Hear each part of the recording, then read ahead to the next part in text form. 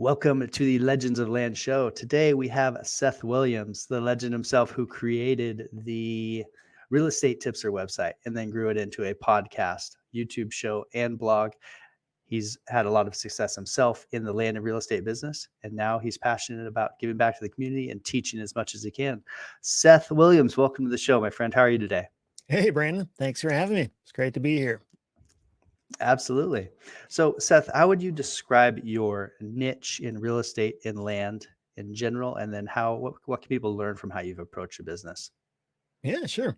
My niche is probably similar to a lot of people. I guess it's morphed a little bit over the past couple of years, but originally it was just straight up land flipping, sending out direct mail and finding properties at a deep discount and buying them and doing nothing to them, and then turning around and listing them for sale and selling them at a pretty decent markup. And that can look a whole lot of different ways depending on where you work and the sizes of properties you go after and whether you're planning to, I guess that's a different angle. If you plan to do something like subdivide it or develop it or change it in some way. But usually that's not what I do. I just buy the thing and sell the thing. And when I say it's morphed over the past couple of years, it's changed directions just in terms of me trying to find vacant lots with a more specific use, which is building a self-storage facility or something along those lines. So and I think it's not necessarily required, but it can be helpful for a land flipper to develop some kind of sub niche or differentiation so that they don't have to do the exact same thing as everybody else. Yeah, that's how it's changed, and that's the angle I'm taking at this point. So it sounds like you focused on simplicity a little bit. Can you explain your initial buy box and what you were looking for before you transitioned into looking for property for storage? Yeah, so I guess when I first got started, it was just literally anything that was vacant land where I could establish a somewhat reliable market value for it. Because once I could do that, then I could make a discounted offer based on that initial value that I thought it was worth. Man, the more confident I could be about that value, the better. Because if that's just a big question mark, then they don't really even know what to offer. So I would try to get ones that there were at least a few comps or something to base my assumption on and then make that discounted offer. Back in the day, my discounted offers were like 10 to 20% of market value. It's pretty hard to find those deals out there today. Not impossible. I actually found one like that earlier this year, but I wouldn't say that's like the norm that most people see.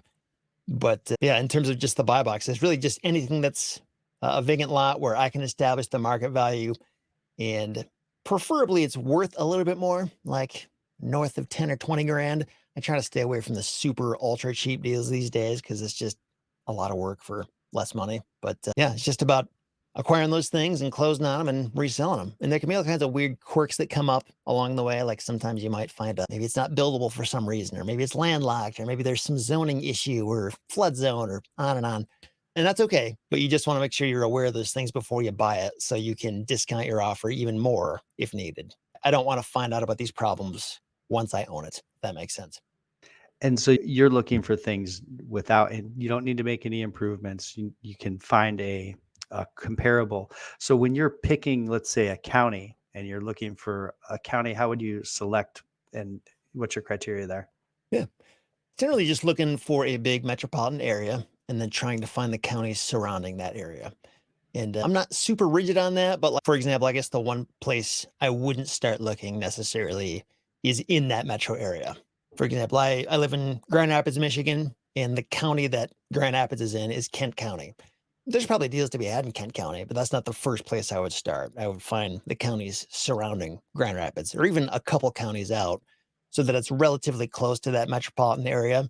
And then it's also nice, though not required, but nice if that metropolitan area is actually growing. If it's a place where people want to be, where there's diverse, stable bases of employment and that kind of thing. So, yeah. Does that make sense? Yeah, absolutely. And do you look for any specific type of land? Are you looking for rural recreation, for infill lots? You said that you look for things that you can price easily. How do you think about what a land looks like when you can price it easily? Yeah. So, again, things have shifted a little bit, speaking to most of my history. Residential, yes. Recreational, yes. Agricultural, yes. Commercial and industrial, no. And the reason I say that is because it's different type of property with a different pool of buyers, usually a much smaller pool of buyers. And there's also more stringent due diligence needed on commercial and industrial things like environmental reports and the ability to build and like even soil compaction and this kind of stuff. Like it starts to matter a lot more because the reason people buy commercial property generally is to build a commercial building on it. And it just gets into a different realm that I didn't really want to spend as much time in. So usually I was focusing more on the residential, recreational, that kind of stuff. But recently, when I'm trying to go after a self-storage property potentially, that's a different thing because it does need to be zoned commercial. So if I have an actual intended use and if I plan to develop that thing or change it in some way that's going to move it in that direction, it's nice if it's just already zoned that way. The game kind of changes when you have a different end in mind. So if you're doing what I'm trying to do, whether you're developing whatever, anything commercial, that commercial zoning is helpful to have. But otherwise, if you're not trying to go that direction, residential lots, there seems to be a whole lot more of them out there in terms of like motivated sellers, people who own them and they're not using them and they're just a drain on their wallet and they're all that stuff. That usually falls more into the residential lot classification. So there you go. Am I fully And you answering your question? mentioned, I felt like there was something else in there you were asking about. yeah, no, I'm just, yeah, just riffing. So yeah, you nailed Okay. it. You had mentioned a little bit earlier that you used to be able to find deals 10 to 20% off. The market sounds like it's getting a little bit more efficient. Is that because there's more land flippers? Is that because there's more information on the internet? Why do you think that is? Yeah, it's probably all the above. I think there's more land flippers out there now. I think people are seeing the value of land a lot more now than they used to. I think Mhm. people have migrated a lot more out to rural areas more than in recent memory because of the pandemic and that kind of thing. The housing market is insane right now. It's very hard to find affordable housing anywhere. So, like, Mhm. it's similar to when I decided to build a new storage facility. I never really set out to try to do that. I didn't want to. I wanted to buy an existing one, but all I could ever find were people who wanted twice what their facilities were worth, like just terrible deals. And all of a sudden, new construction made sense. I think there's this similar thing going on with housing, even though it's still crazy expensive. Like existing houses are also crazy expensive, so people are considering that more now. And I even know a lot of wholesalers who have left households to get into land because it's just easier from several different angles to find deals. You don't have to deal with people as much. So, yeah, I think the one big drawback that land still has, and probably always will have, is that it's still a bit more difficult to pin a very precise value on land. And that kind of depends on the property. Sometimes vacant lots have plenty of comps and it's fairly obvious. But a lot of times in rural areas, a lot of vacant lots are literally one of a kind, and you can't find any apples to apples comparisons, which kind of leaves you in this place where you have to guess around a little bit without absolute certainty of what that thing is worth. So that's one drawback, but the other advantages usually, in my opinion, outweigh that. What's your favorite way to contact and find leads for these types of properties? Probably my website because I don't have to do a whole lot of work and they come to me and and it's free kind of thing. And the downside of that is I don't really get to choose where they come from or when they come in or if they come in at all. Sometimes there's like, part of that is because I'm focusing purely on organic, which is just, it's harder to control that kind of thing. But again, when it happens, it's just delivered in a very convenient format. I don't necessarily have to get on the phone with them. They've already answered all my questions in my sell your property submission form. So I think I like that a lot. I just wish I could say, give me a lot more of these and give them to me from this specific place, which you probably can Yeah. do if I were to get more into paid ads in some way, if I could figure that out, but I'm not currently doing that. And when you were doing cold outreach, which I'm sure you were at some point, what was your Yeah. most effective method? Yeah. Historically, it was direct mail, but I do think direct mail has gotten a lot more competitive and response rates have gone down a lot. And it's bringing people to this place, understandably, of like, how much is this going to cost me versus the number of deals it's going to get me? Like, it used to be a much more obvious no brainer decision than it is now. I just think there's different economies of scale people have to think about now.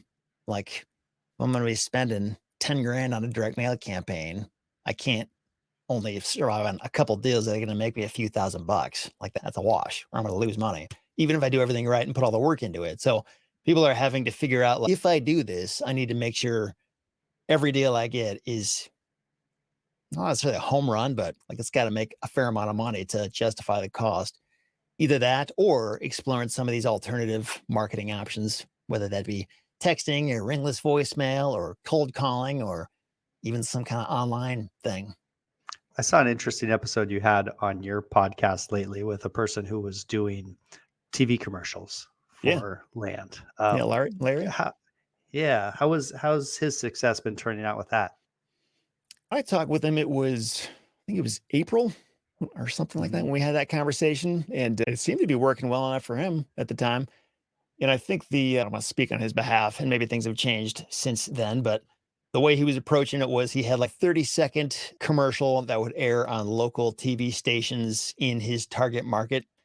And I believe he paid like 10 grand to develop the commercial and then around 5 grand a month to air that.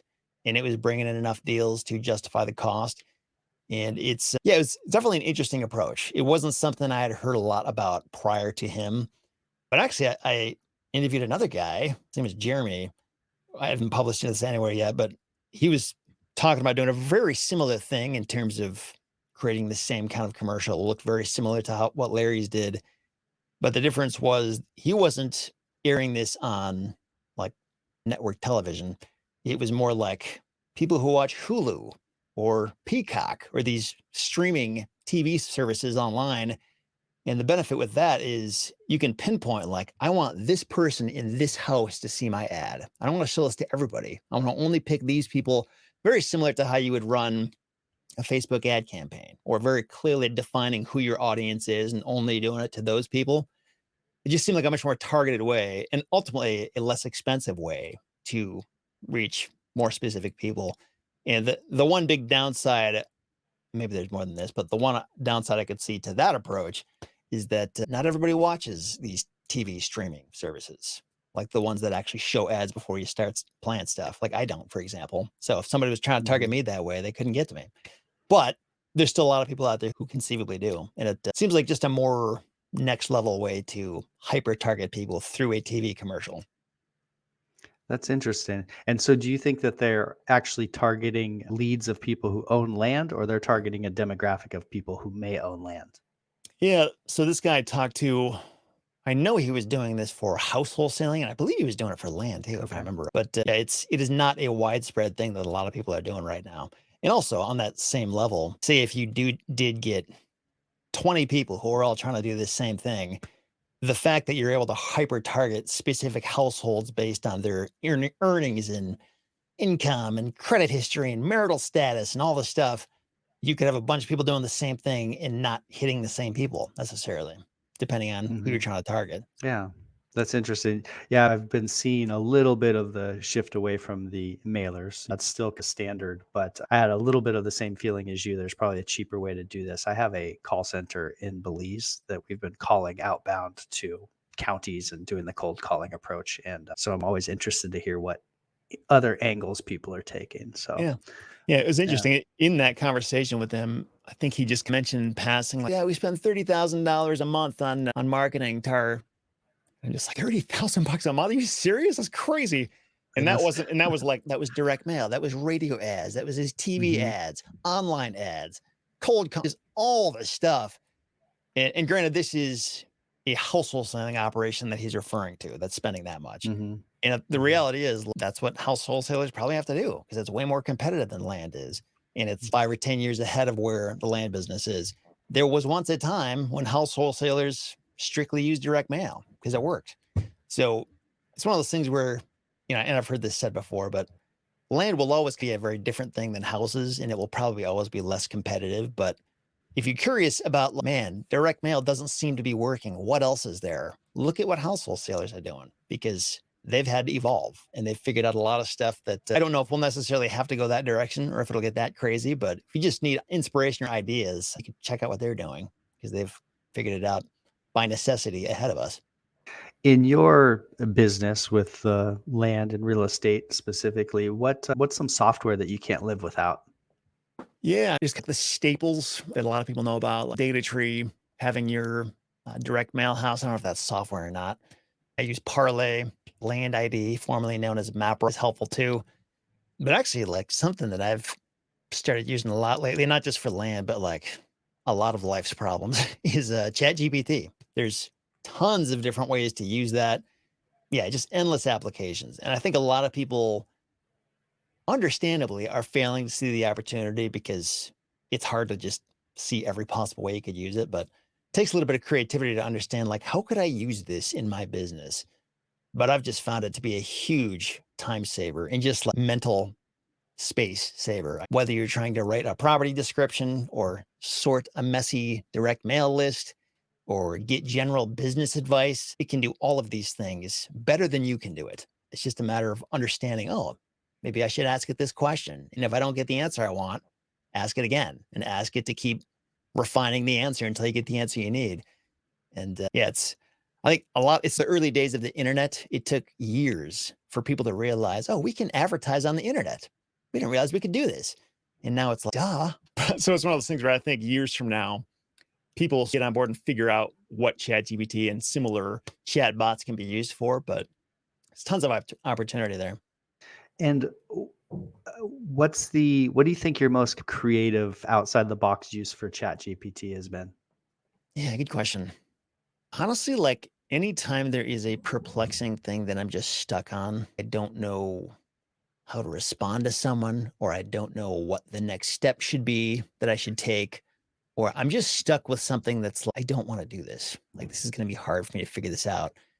There is a high chance ChatGPT can do something to assist with that. Maybe not like fill in all the blanks, but at least some of the blanks. Um, Trying to think of, and this is going to sound maybe dumb, maybe not, but just asking it for business advice, like being very clear, saying, I run this kind of a business and I'm dealing with this issue right now. Can you give me some ideas on how to solve this problem? And that's it. It'll give you tons of ideas. Maybe you've thought of some of them before, maybe not. But the beauty is when it lists out 8 or 10 ideas you could pursue, you could say, okay, I like idea number 6 that you just gave me. Can you give me a step-by-step game plan on how I would actually implement that? And it'll do it. And once it gives you that step-by-step game plan, say if there's one of those steps you don't fully understand, you could say, explain to me how I would execute this part of that game plan. Like, where would I go? What should I do? Just, it goes on and on. Like anything you have questions about or are unclear about, just ask it. Or if you don't like something that it told you, tell it that. Say, I don't like what you told me here. Can you give me an alternative? And a lot of people don't realize they can keep going and going. Like, you don't have to just take what it tells you. If something doesn't quite line up, just tell it. You're talking to a genius person who knows everything, and it will give you some pretty good feedback. I think that's great. And it's also a little bit probably prompting yourself with helping yourself brainstorm a bit. Yeah.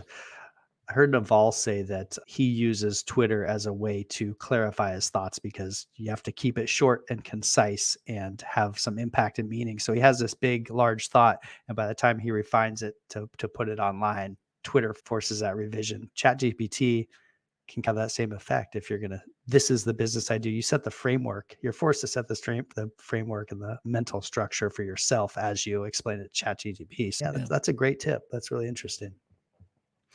If you could put one question onto one statement onto the internet, a message that everyone would see, say you put it on Twitter and everyone on Twitter would see it, what would you say? It's funny that it's hard for me to think of what I would say because I've been doing this for like 12 years. So I don't know why it's hard to come up with like one concise, one sentence thing to say about. It would probably be something to the effect of, assuming I'm talking to people who don't know anything about land investing or why it's useful or important, would be something like the right vacant land investment purchased at the right price can be a hands-off, low-cost, low-overhead asset that offers multiple ways to generate income. Something like that. Just try to condense all of the compelling reasons, or at least most of them, into one short statement. Something like that. I like that. What's the most worthwhile investment you've ever made, whether in land or maybe in yourself? Yeah, I think anything that goes into improving my communication is a very worthwhile investment. And that can be so many different things. That might be what we're doing right here, just having a conversation, or that might be going to some conference and stepping out of my comfort zone to meet strangers and get to know people. Or it might be reading a book about how to communicate better. or even listening to a podcast or hosting a podcast. All these things force you to get a little bit better, even like making YouTube videos and that kind of thing. Especially when I used to edit my own YouTube videos. I still do from time to time, but I would have this thing where I have a message I'm trying to deliver. So I'm going to say that message now in front of this video. And then when I have to go back and edit it, and I see how many things I have to trim out of that to make it actually concise and clear and not confusing and to the point and not boring, like all these things. It just kind of, it's a really good way to self-examine and understand all the ways that you're not saying something very well. And yeah, so I think just investing in your communication is huge. It has so much to do with your success in life. I've heard Ramit Sethi, I don't know if you know who he is, but I heard him say, success in life is directly proportionate to the number of awkward conversations you're willing to have. That's another big thing, is being able to have difficult, awkward conversations instead of running from them or instead of doing them poorly. That is a huge deal. There's a lot of milestone events with high stakes conversations that can really make your life take a turn for the better or worse. And knowing how to have those conversations and not being afraid of them, like confidently going forward and then having the conversation in such a way that both you and the other person walk away feeling better about it. Nobody's feelings are hurt. It was handled with care and tact. That is an incredible superpower to be able to do that. And I've spent a lot of time trying to figure that out. I think I've gotten a little bit better at it over the years, but I don't know if I'll ever be an expert or fearless about that kind of thing. But it comes back to communication, just your ability to get the right points across in a way that can be accepted and digested by the other person is a huge asset. I found the same thing editing my own YouTube videos and things like that, just forcing myself to be more concise because I'd see the output on the back end. It's just so Yeah. much fluff in a lot of how I speak. You mentioned you're still a little bit nervous when having these tough conversations. How has that changed since you started addressing this and growing this part of yourself till now? Are you still the same amount of nervous, or is it like you get over it like door knocking? Yeah, I think it depends on who the person is and what the issue is. Some things are more like a matter of business. Like it's just something that has to be done. Other things are more like personal in nature. Like this could affect my personal relationship. Some things are both. But yeah, I think back to crucial or awkward conversations that people have had with me when they did it well and just how much that helped me. For example, say at one of my jobs early in my career, when I was doing something poorly and I either didn't realize it or I didn't think it was a big deal. And then somebody took the time to like actually explain in a nice way, in a way that didn't alienate me from them. Like, Seth, this isn't quite up to the standard. This is where it needs to be. And you're right here. Here's how I think you can get to this point. And looking at how the other part of that equation is the receiver needs to be able to accept that and own their problems and work getting better. But a big part of that has to do with the deliverer of that message and being able to get it across in such a way that it doesn't put the other person on the defensive and that kind of thing. But just knowing what a big deal it was for me to be able to hear that stuff, and it had like permanent lasting impact on my life, being able to understand that I wasn't measuring up in some way and why it was important and their belief that I could get better. And then I did get better. And if I'm not willing to do that with other people, I'm robbing them of an opportunity to improve themselves. Like they could be way better as a result of my interaction with them. But if I'm not willing to do that, or if I'm not willing to take the time and care into delivering the message in a way they can receive it, it's a huge disservice to them. And in the meantime, it's a disservice to me too, because I have to suffer with their poor performance or whatever the problem is that they're bringing into my life. It's going to know what a good analogy is. Taking out the trash, I feel like that's not quite right. But if I don't deal with the problems that are at my front doorstep, like, it's not the right answer. Like it's gonna screw everything up and make life miserable. So just put on your big boy pants and figure out how to deal with it. Eat the frog. Yeah. Yeah.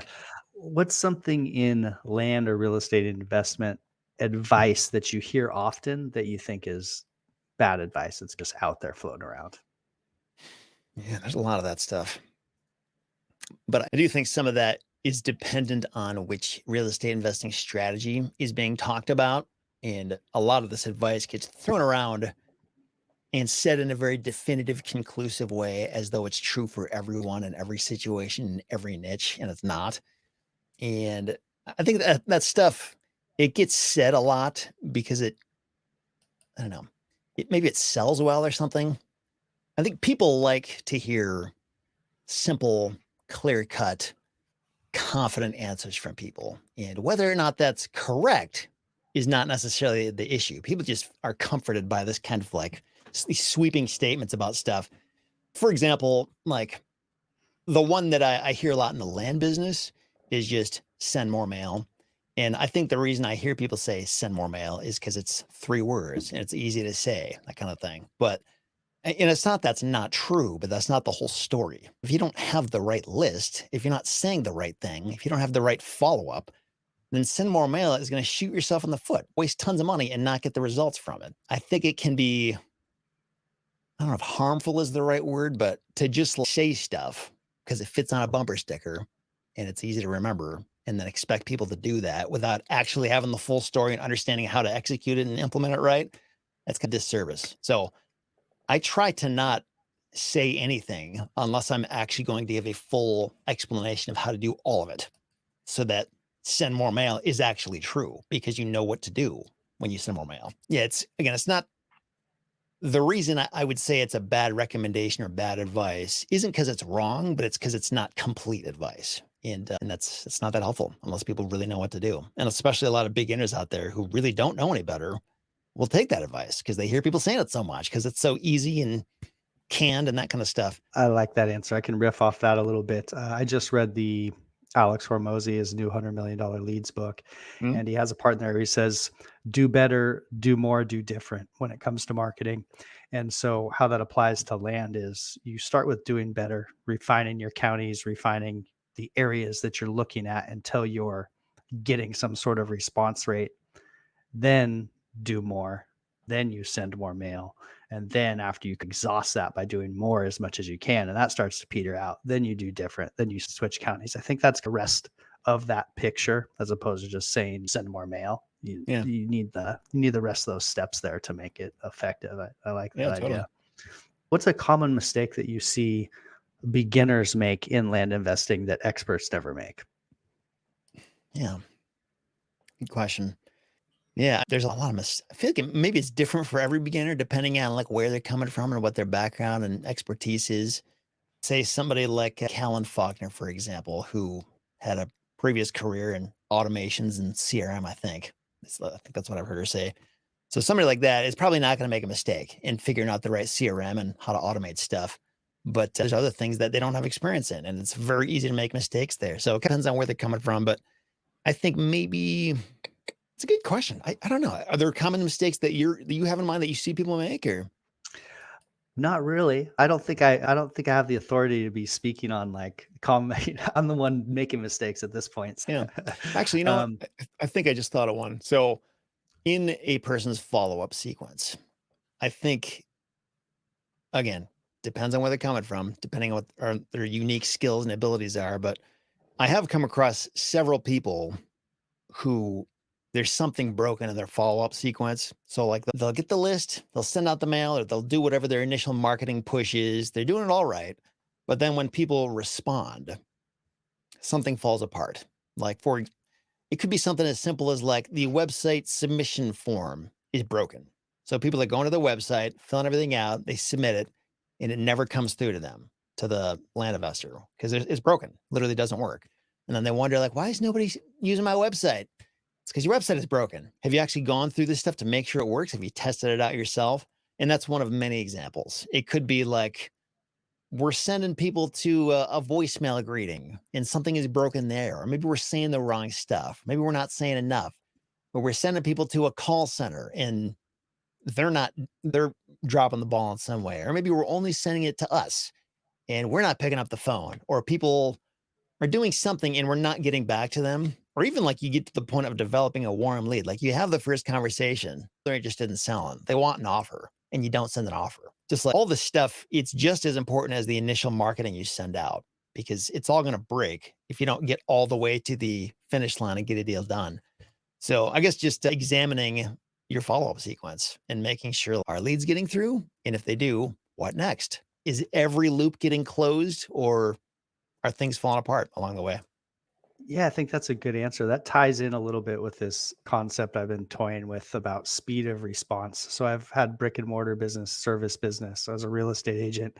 And one thing that really sets people apart is just response time. If someone calls you and you don't answer, how quick you call back, how quick you answer an email. You're talking about the follow-up sequence. There's something broken in there and you don't get back to them for 2 days when you could have got back to them immediately. I think a lot falls through the cracks Yeah. in those types of things. And like doing the simple things really well is something I think that's easy to overlook, because Yeah. hopping into land business, like you said, there's 20 tools you're going to line up for this follow-up sequence and you just slam them all in there. But are they perfect? You're probably better off with 3 that are done really well than 20, this beautiful automation that has gaps in it. I like that thought. What would you say kind of new advice or advice for someone who is new into the land business, advice they should run with? Here's some things to get you started, and here's some things to avoid. I would say for most people who are new in the land business, and there's different ways to define new. Maybe you've been reading about it for 2 years, but you haven't done your first campaign yet, or maybe you literally just heard about this today and you're going to send out your first campaign today. So there's that. But I would say for most people, when you're trying to figure something out for the first time, find an established way that it is working for people, which for most people, if you take a course of some kind, they're going to lay it out in there. And I would say just do what that course says. Like just go through the process. Don't pretend that you're going to reinvent the wheel or have some genius new insight, because that will come later. I would say first, just prove the concept to yourself. Just do it the way that you're being shown to do it. But pretty soon after you get that first deal and you've proven that it works, start thinking about how you can be more unique. Because once you have seen it work, like you have some kind of baseline to go by. But after that, like start thinking of, how could I contact these people differently? Or what could I say that's different? Or how could I offer some incentive that nobody else is offering? Or how could I do something different with the property to make it worth more? Or thereby enabling me to make higher offers or something. Because the sooner you do that, it's gonna carve out that niche within the niche of the land business. And I think it'll start to make it easier for you once you really know who you are as a land investor.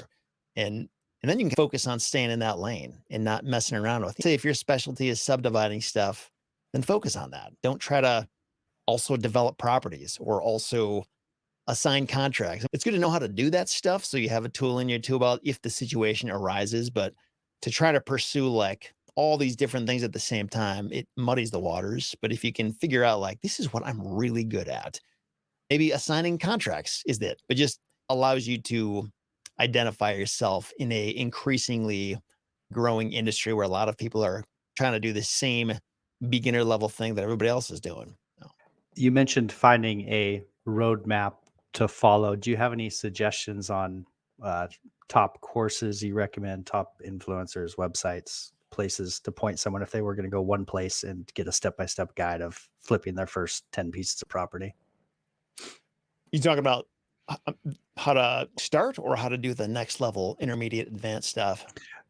Let's say they've flipped 2 or 3 pieces of property, so they know how it works, but Mhm. they're looking to get their buy box, get a system, find their niche in the industry. Yeah, like, there's some qualifying that has to go on there. Like you have to understand, what is my budget? Do I have $100,000, $500,000, $1,000? Like how much money do I have to work with? Because that's going to educate you on what should your marketing method be in these early days as you're getting started. And then also what kinds of deals can you take down on your own, if any? Or do you need to go start getting funding from other people, that kind of thing? Or maybe you've got tons of cash and you just don't want to work the business. Like you've done a few deals and you know it works, but you don't want to do it yourself. That could then educate you on, okay, maybe I should be a land funder so that I don't have to do this stuff, but I can still make money that way. So there's a lot of potential answers to that depending on who you are and your situation. So yeah, I guess I can't say over the past year or so, past 2 years actually, I've been working on putting together this updated, not updated, a new course for this exact thing, like getting to this next level. It's called the Land Elite Masterclass. It's not even out there yet, but it will be soon. But it's it talks about exactly what you're talking about. Like, how do you figure out who am I? And how do I say if I want to be a funder, that's my thing. How can I learn more about that? Or say if I want to differentiate myself with a different way of finding motivated sellers in the first place. Like, I don't want to do direct mail. How do I do these other things? It explains all about that. Not just how to do it, but like who can then take you even further. I do a lot of interviews with these people who are specialists in these different areas, and they explain exactly how it works. But if you want to work with those people further, you can do that. So yeah. So for example, just to give you an actual answer here. So say if you wanted to learn text marketing, Callan Faulkner is a great person to work with. We did a short course together, but she's also got much more detailed hand-holding, consulting on that kind of thing. If you wanted to rezone properties, Mike Marshall is a great guy for that kind of thing. If you wanted to get more into seller financing in some way, whether you're buying or selling notes or just selling more properties with seller financing, Eric Sharaga is probably the smartest guy I know about seller financing in the land business. And the list goes on and on. There's tons of people like that. And you have a bit of a hub for that information on Real Estate Tipster website. Is that right? Is that the best place to find people find those resources? Yep. So I've interviewed a lot of these people on the RE Tipster podcast, but it's actually one of the huge benefits that I'm finding I have at this point in my career as a blogger and educator is that a lot of these people like come knocking on my door. I don't have to look for them. Like they see who I am in this space, and I can decipher for myself, like, okay, who do I think is actually smart and who just has a thing they're trying to sell right now? And I can sift through a lot of the stuff and figure out, like, okay, this person's a genius. The world needs to hear from them. And then I interview them and try to pull as much information out of them as I can for free and share it with the world. It's not so much about what I know anymore. It's about who I know and what they know. So Yeah, that's the website that you have, and the ecosystem around it is extremely valuable. It's where I've gotten a ton of my knowledge and cool. gotten That's awesome. started. Yeah, so Sweet, man. definitely, yeah. So, what do you think the kind of most innovative thing that you do that's a little bit different from the standard at this point? And it sounds like you answered that a little bit right there with the inbound, but yeah, go ahead. Yeah. Do you mean as a content creator or as a land investor or something else? I think just holistically around your business, like what pops up for when you think about your whole ecosystem that's different from what you, in general. Yeah. If you're referring to RE Tipster, for example, I think it's this whole idea of I look back to when I got started, I didn't have a lot of money and I had a whole lot of questions and I was just desperate for somebody to give me a clear answer. And sometimes those answers were findable, but other times I would get like 10 different answers that would all conflict with each other. And I was just my head was just spinning, trying to find truth and like, what do I actually do? Who can I really trust?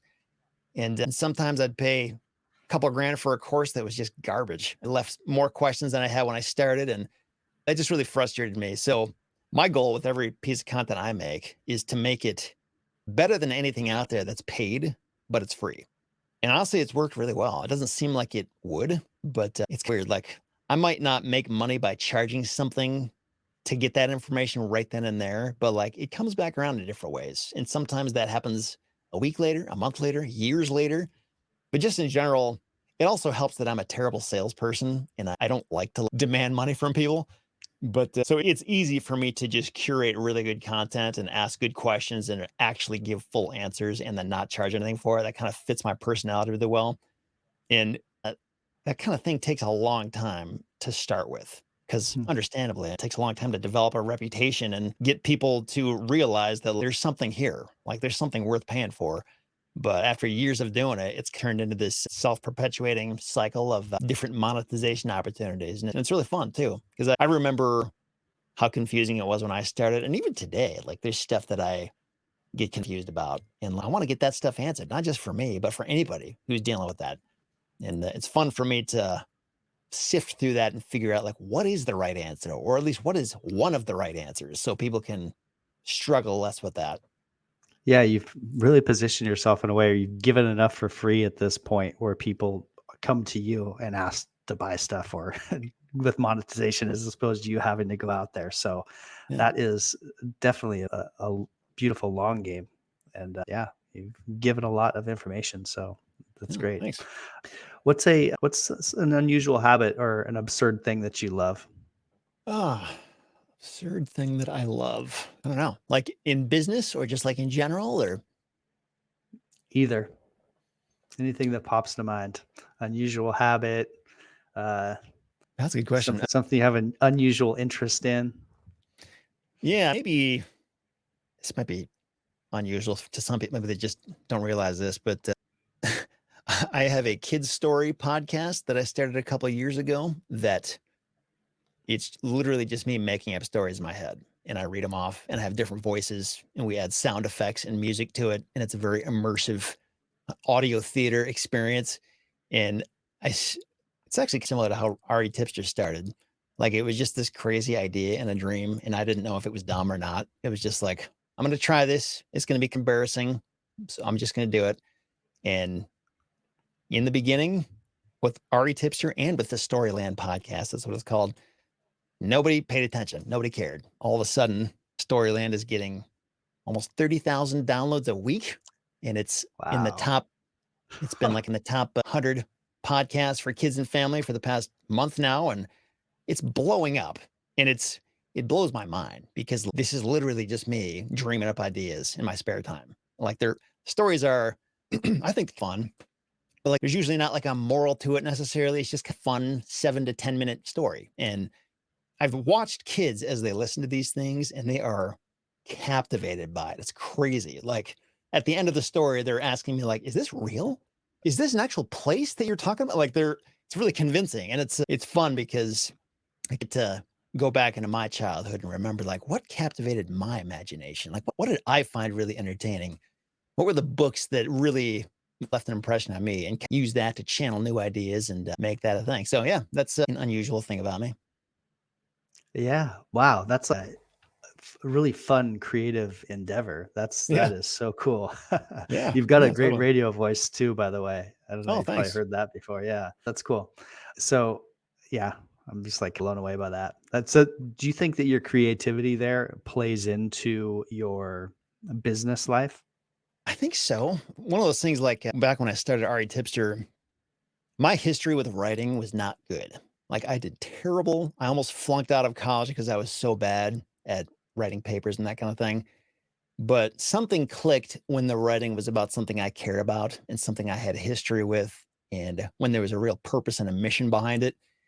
And I don't know that my writing like suddenly got great, but I just cared more. And when you care more, it comes through. And there must be some kind of creative gene, and there must be because my left brain is very small. I'm very bad at math and technical black and white thinking. It's more of what is fun and interesting and colorful. And I love music, all that stuff. So, yeah, there must be something in the right side of my brain that makes it all work and makes it unique and interesting.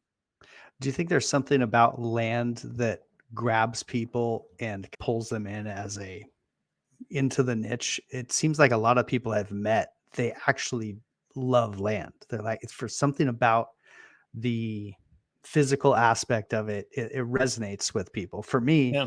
when I felt like I finally found land, I felt like I'd been searching for this is what I've been searching for a decade. I found it, it's like Mm. psh, all in.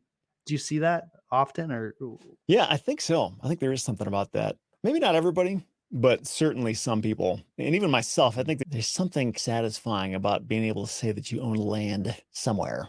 It's almost like in the same way that a lot of people who buy land, what they're really buying is just a dream. This dream yeah. of, yeah, I'm going to go. It's just this cool idea. And so I think there's something to that as well. Other people, though, it's more of just seeing the numbers of the margins are huge, like the competition is lower. It's not non-existent, but it's not as bad as some other things are, and they're more attracted to that. Maybe it's a mix of things, but for me, I think it was I had a history of trying to figure out how to flip houses and do rental properties and all this stuff, and it was hard. I couldn't figure it out. There was a lot of components to it, a lot of things, a lot of opportunities to mess things up and lose money. And when I saw that a lot of those problems just weren't there with land, it's like, ooh, this is nice. Like this is something I can actually achieve. And I did. So that's what did it for me was the simpler nature of it. There's definitely beauty in the simplicity of land. Get rid Yeah. of all those extra contingencies and inspections and unknown things hidden in the walls. I really appreciate your time today. Do you have any final thoughts for people listening to the Legends of Land podcast here? you ever want to chat it up or talk about whatever, feel free to reach out to me. retipster.com, or if you just search anywhere on any social media, anything for RE Tipster, you'll find where I'm at on those places. And yeah, I'd love to talk to you. That's the show for today. Seth Williams, the man, the legend behind RE Tipster. Have a good day, friends. Thanks.